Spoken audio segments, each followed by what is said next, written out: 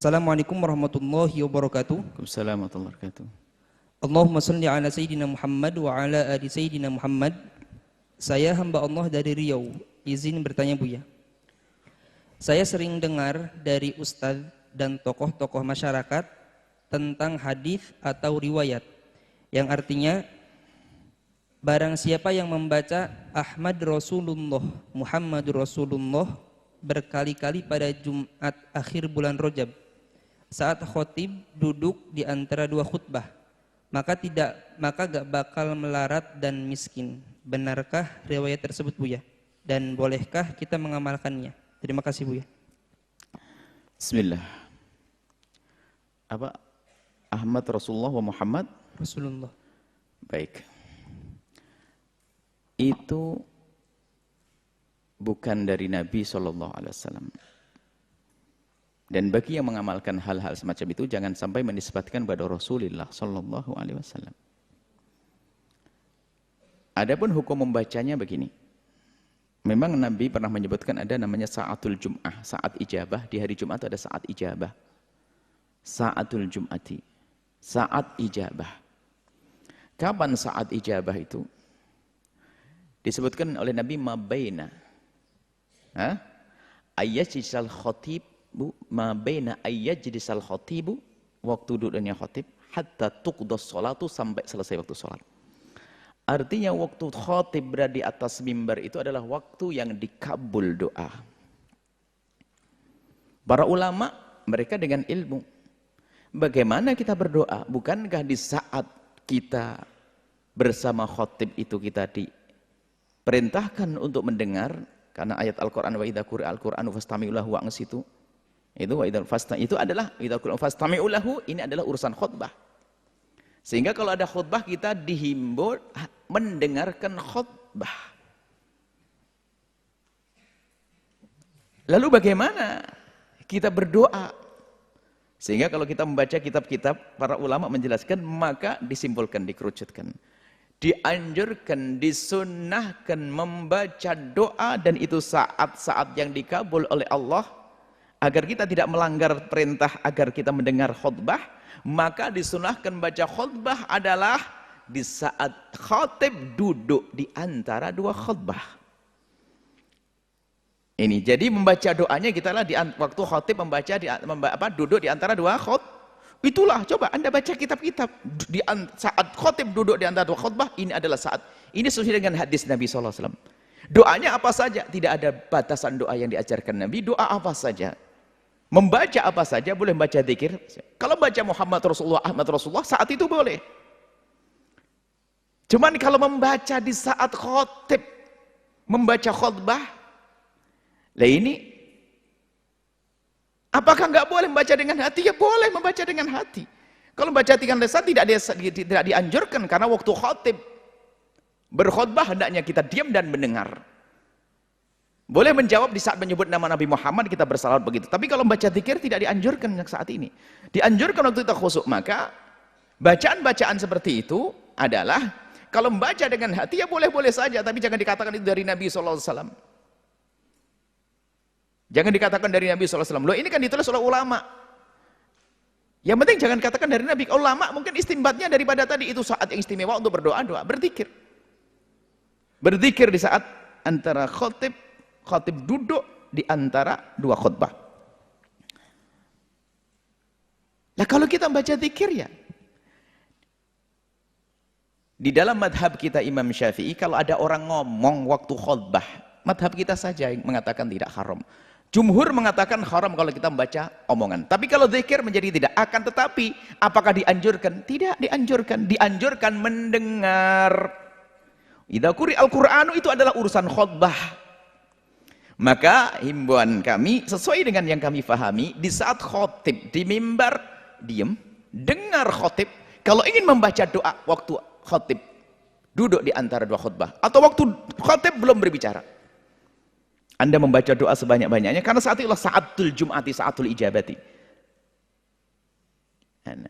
Maka kita tidak mengatakan, oh itu batil mutlak yang dikatakan ulama, itu enggak, karena itu adalah bab zikir. Cuman kita beri petunjuk sesuai dengan yang kami fahami, yang terbaik apa sih waktu khutbah ini. Dan kami himbau kepada siapapun, jangan gampang menisbatkan pada Rasulullah. Ada orang punya solawat, buat solawat sendiri misalnya, langsung dikatakan solawat ini disuruh oleh Rasulullah baca. Ya nggak boleh, wong saya yang buat solawat. Ini adalah ada semacam, misalnya, kalau Anda menyusun sebuah solawat, memang betul Nabi Muhammad kan menyuruh kita bersolawat, tapi jangan berkata Nabi Muhammad menyuruh membaca solawat, ini namanya tadlis, ada semacam penipuan. Atau doa, ini dari Nabi Muhammad. Kalau mimpi, katakan mimpilah. Seperti ini biasanya, amalan-amalan yang sering didapat dari orang-orang soleh, itu bukan dari Nabi, tapi bisa jadi itu namanya ilhamat. Nah ini bicara ilham. Maka jangan gampang mencaci juga, cuman himbauan kami mengamalkan ada yang lebih jelas lagi. Ilham itu begini, mungkin ada seorang minas solehin, dia bermimpi atau ketemu Rasulullah dalam mimpi, mengatakan saya diperintah oleh Nabi untuk membaca ini berapa puluh kali. Kemudian misalnya perintahnya pas di waktu Jumat. Nah ini kalau perintah Nabi ini di waktu Jumat, waktu khutbah Jumat, misalnya kayak ini mau. Kalau seandainya ini dari mimpi, itu harus sampaikan saya dari mimpi, nggak boleh langsung mengatakan barang siapa membaca ini langsung mendapatkan begini. Dari mana ini? Siapa yang ngomong begitu? Nabi, loh Nabi dusta atas nama Nabi. Falyatabawa maka adahu minan nar. Nyiapkan dirinya masuk neraka. Nggak boleh berbohong atas nama Nabi. Tapi bisa jadi, makanya jangan suudzon kepada orang-orang soleh yang memberikan ijazah-ijazah. Bisa jadi itu bab ilhamat atau memang mereka bertemu dengan Nabi. Ingat, semua ilham itu kita tidak wajib mengikuti dan tidak wajib percaya. Kalau percaya, Anda boleh asalkan tidak bertentangan dengan syariat. Ada orang mimpi ketemu Nabi, apakah boleh kita ikuti? Boleh kita ikuti asalkan tidak bertentangan dengan syariat zahir. Sebab yang kita ikuti zahir bukan mimpi. Cuman kadang orang lebih percaya kepada yang di dalam mimpi, zahirnya ditinggal. Baik, zahirnya adalah idza quri'al Qur'anu fastami'u lahu. Kalau engkau mendengar khutbah, dengar. Kemudian bagaimana dengan zikir-zikir itu? Boleh Anda membaca, tapi lihat utamanya adalah Anda diam. Oh ini keutamanya begini. Wallah alam masalah keutamaan. Dari mana sumber itu? Ini ulama ini mengatakan, lah mungkin itu bab ilham. Ilham Anda percaya boleh, tidak boleh. Yang wajib Anda percaya kalau Nabi sudah bersabda. Tapi amalan-amalan semacam itu bisa saja kita masukkan dalam dalil umum tadi. Memang itu adalah saatul Jum'ah, ada saat dikabul, Anda boleh baca doa. Sepanjang khotib ada di atas mimbar, karena memang ada hadis Nabi SAW. Tapi para ulama-ulama kita sudah menjelaskan hal ini. Mereka juga membaca hadis ini. Membaca tentang saatul Jum'ah, membaca Quran, wa idza quri'al Qur'anu. Saatul Jum'ah semuanya waktu khotib duduk di atas mimbar saat yang dikabul. Tapi di sini ada ayat kita harus dengar khutbah itu bagaimana? Digabungkan. Mereka tidak main comot begini. Setelah digabungkan firman dengan hadis ini, maka beliau menyimpulkan, dihimbau, dianjurkan waktu khotib duduk di antara dua khutbah. Khotib kan diam. Kau baca doa sebanyak-banyaknya. Ada yang mengajarkan untuk baca Sayyidul Istighfar. Ada baca ini itu ada. Jadi seperti itu. Kalau apakah saya boleh mengamalkannya? Memang itu tidak bertentangan. Asalkan yang memberitahu bukan mengatasnamakan Nabi SAW. Hanya bab ilhamnya ulama atau sebagainya. Karena itu amalan biasa. Menjuat Nabi SAW. Kalau ada janji-janji begini-begini, wallah alam, kita tidak berurusan dengan itu. Karena janji-janji dengan yang ghaib itu harus dengan petunjuk. Mungkin itu ilham lagi, bab ilhamnya para ulama. Tapi tetap kesimpulannya kami himbau, amalkan yang jelas-jelas. Dengarkan khutib dengan serius, dengan khusyuk, Anda akan pulang mendapatkan faedah nanti. Anda dengarkan khutbah. Kalau Anda ingin berdoa, kalau Anda ingin mengamalkan itu, kalau Anda mungkin percaya dengan memberi, karena itu ulama yang soleh yang Anda yakini, baca di antara dua khutbah. Duduknya, khutib, baca. Kalau khutibnya, bagaimana membacanya? Khutib jangan lama-lama. Bahkan sebagian a'immah mengatakan tidak ada duduk di antara dua khutbah. Tapi dalam mazhab Syafi'i ini syarat sahnya khutbah adalah duduk di antara dua khutbah. Maka khutib pun duduk jangan lama-lama sampai membaca puluhan. Wah ini kacau nanti. Tidak seperti itu. Jadi mari kita husnudzon bagi yang mengamalkannya, tentunya begitulah aturannya. Karena itu masih bisa dimasukkan dalam bab mencari pengkabulan doa di saatul Jum'ah waktu khutib di atas mimbar. Cuman paling indahnya seperti yang diamalkan para ulama, digabungkan antara ayat wa idza quri'al Qur'anu sama dengan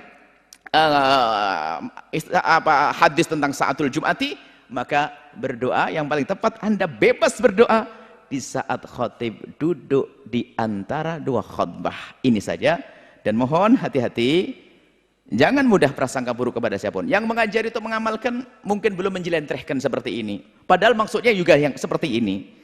Jangan juga suudzon, wah ini dari mana, ini bid'ah. Kami tidak mudah mengatakan bid'ah itu. Akan tapi kalau sudah mengatakan bukan dari Nabi, dia atas namakan Nabi, itu bermasalah. Tapi kalau hanya orang menyampaikan begitu, bisa saja itu bab ilham dan sebagainya, itu sah. Hanya kita tidak wajib mempercayai ilhamnya seorang wali sekalipun. Enggak harus mengikuti ilhamat. Sebab ilham bukan hujjah. Begitu ya. Tapi kalau ngikuti asalkan tidak bertentangan dengan syariat, sah-sah saja. Dan tadi sudah kita jelaskan itu tidak bertentangan dengan syariat. Kalau caranya benar seperti yang kami sampaikan, wallahu a'lam bishawab.